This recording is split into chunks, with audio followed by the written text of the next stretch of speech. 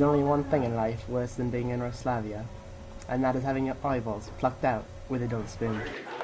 This is Ruslavia. It is the world's only fifth world country, the last remaining absolute monarchy, and the only geographical area yet to accept the laws of science due to its extreme conservatism. Ruslavia is the only realm that has achieved the equality of peoples, but this is only the case because the existence of people is so much more valuable than in any other European realm. Really, the only remarkable thing about Ruslavia is a complete lack of anything interesting to say about the entire country.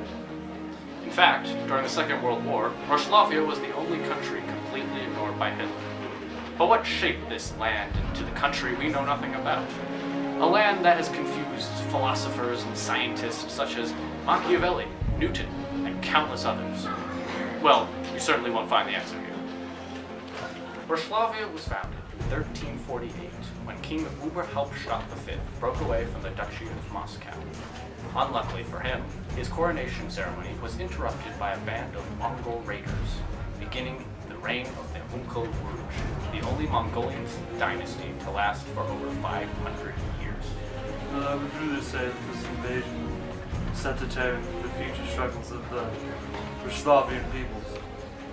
If I could agree that any of this Ruslavia festered with disease and a famine that destroyed all vegetation within the country. The Black Death, to make things worse, entered the country in 1350. However, most of the rats carrying the Black Death actually died from all the diseases in Ruslavia. In fact, the very Yersinia pestis virus died when coming into Ruslavia, making Ruslavia the only country in Europe to eradicate the bubonic plague before the 19th century.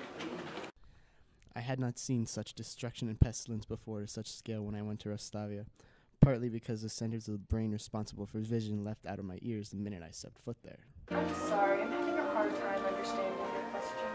Well, what can you tell us about the effects of the Black Death on Ruslavia? Ruslavia? Don't you mean Yugoslavia? Disease in Ruslavia is such a common event that has become a national pastime to guess the next epidemic. So far, I've won over 300,000 Rushlaks, the equivalent to an American penny. The Black Death, however, did have a positive effect on Ruslavia. Many Italian and Northern Renaissance artists traveled to Ruslavia to view the horrific landscape. Over 51% of Ruslavians died in the Black Death, or 7 people. The increase of trade and tourism in Ruslavia brought an increase of 23 American cents, an increase still yet to be beaten. Czechoslovakia? Slovenia? One of the most revolutionary changes in European, and indeed Ruslavian history, started over a bag of Doritos. The only time anyone cared about Ruslavia. On July 2nd, 1505, Martin Luther was traveling home from the University of London. He stopped at the road to get a bag of Doritos. Finding none, he went no further into Cartography, the capital city of Ruslavia. On this subject. There was a tornado and a rather large earthquake at the time, I believe. His donkey was frightened by the thunder and ran away, but before then, he was dissolved by the acid rain, very common in Ruslavia. And a group of barbarians came to devour the puppet, as it was one of the largest food sources of Ruslavia at the time. And at that moment, he cried out and said, Saint Anna, please, if you would save me from Ruslavia, I shall become a monk.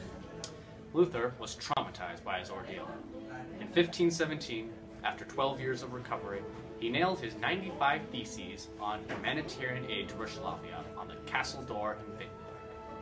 Pope Leo X dismissed him as a drunk, and the town drunk dismissed him as the Pope. You propose that the institution of the church should meddle in earthly affairs. Nonsense, I say. Now let me get back to influencing the politics of Italy. Or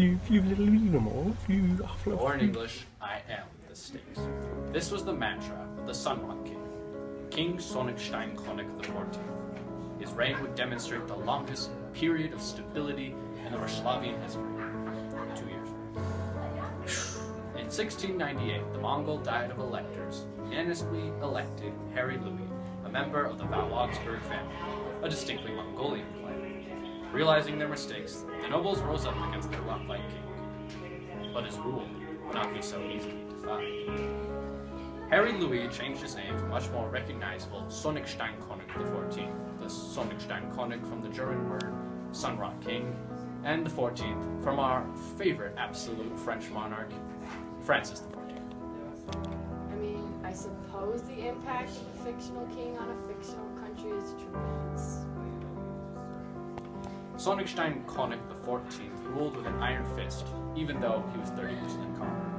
He strengthened the monarchy's control over the 6 people living there, single-handedly defeated Godzilla in hand wrestling, was coronated by Julius Caesar, and established the Ministry of Lies. He even founded a colony in the Americas. Indeed. The addition of an American colony to Yugoslavia, known as South, Eastern, Western, Northern Yugoslavia, increased the national budget. The impact was that before the colony, the national budget was negative 303 million Slovaks. But after the inclusion of such colony, the budget was negative 100 million Slovaks. I believe that is an increase in the overall revenue of the state, although my math and negative numbers may be wrong. But the many wars and pancake breakfasts had weighed heavy on the Ruslavian royal budget, upsetting any game.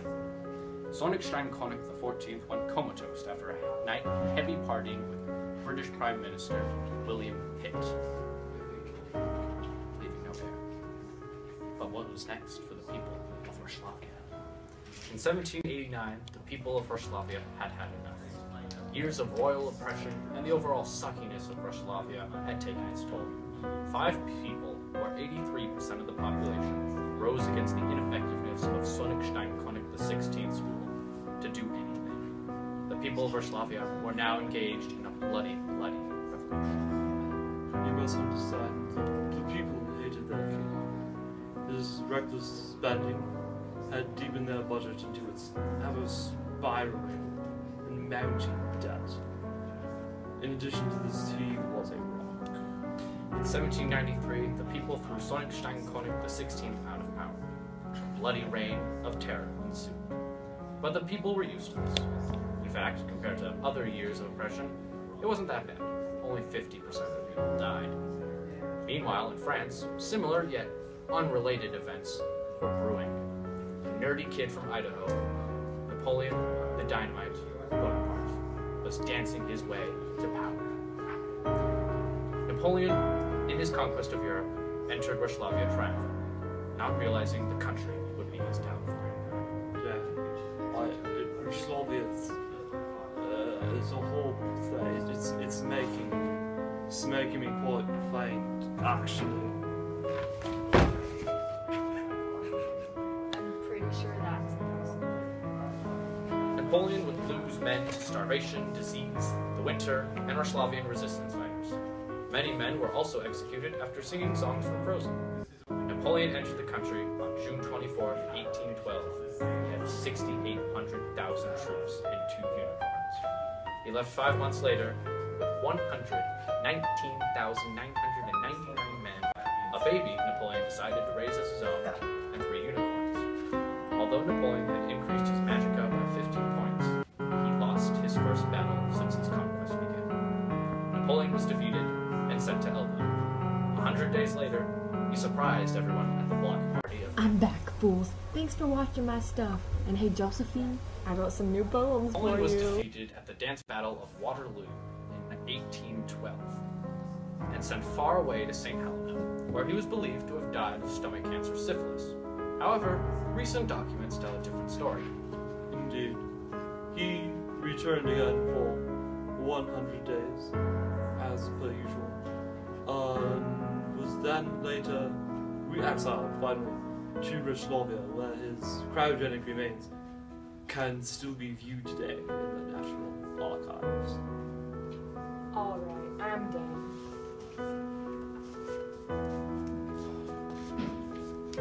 Kings Sonnigstein König XVIII replaced Napoleon, but nothing changed for the people of Ruslavia, as usual. A plague of syphilis Ebola. Ruslavia was deeply impacted by Napoleon. Many new revolutionary ideas entered the country. For example, the concept of fire was reintroduced. We speak now with Gregor Razman Kolingfil-Kopf-Swift, an inventor of fire from Ruslavia. Can you tell us more about your invention, or rather, reinvention? He said in terms of your pitiful English language that the idea of fire came into his mind via the dream method. And the image of a warm fire just popped up in there and he thought of fire. All we understand is some dispute on the copyright of fire. You can't copyright a natural phenomenon. In a way that barely grasps the true elegance of Ruslavian dialect in terms of English, he stated, yes. I saw it from Ruslavia. Could you perhaps tell us more? In terms of your inferior non-Ruslavian dialect, because he was questioning the monarchy's control of thought, he believes an assassin is out there. It's a pleasure to speak with you.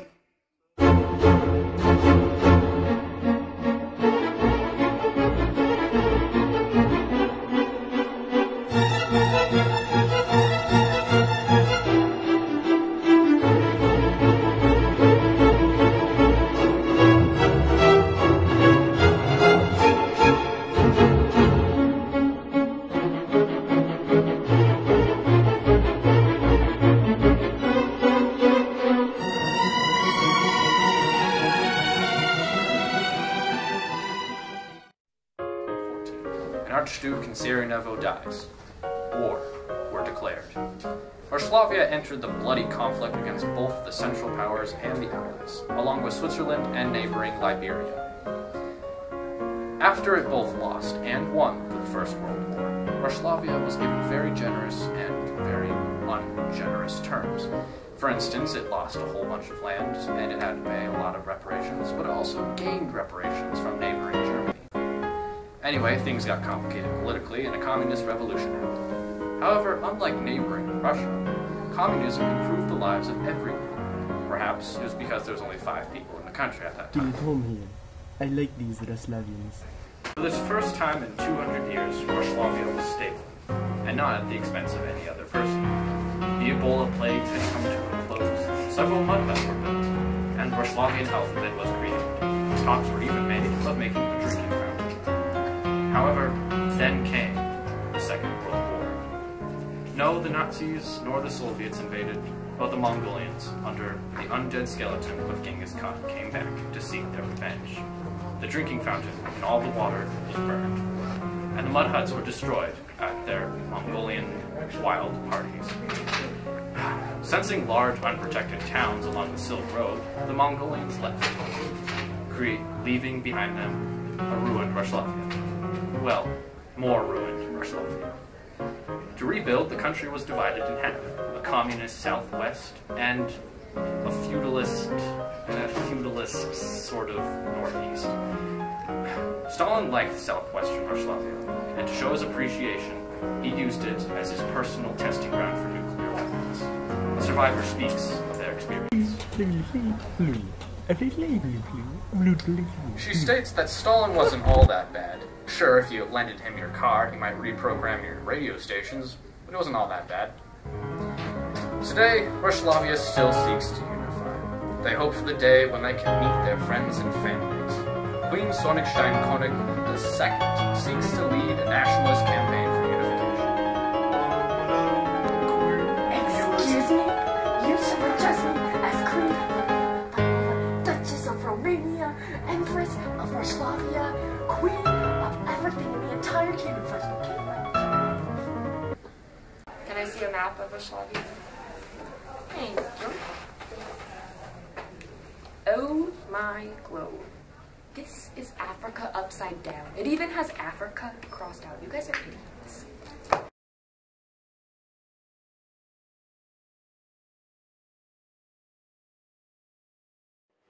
Ruslavia. Okay, go. Where's the king? Or in English, I am the state. Where's the king? Enough. Years of royal oppression and the overall suckiness of Ruslavia had taken its toll. Move it after I say, can you tell us about your invention or well-being?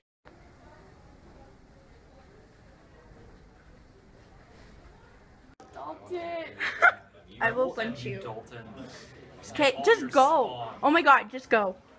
Napoleon was deeply wait, damn it. No, Russia. Go. In 1789, the people in Ruslavia had had enough. Years of royal oppression and the overall suckiness of Ruslavia had taken its toll. Napoleon the Dynamite. Damn it. Napoleon the Dynamite Bonaparte. What the hell?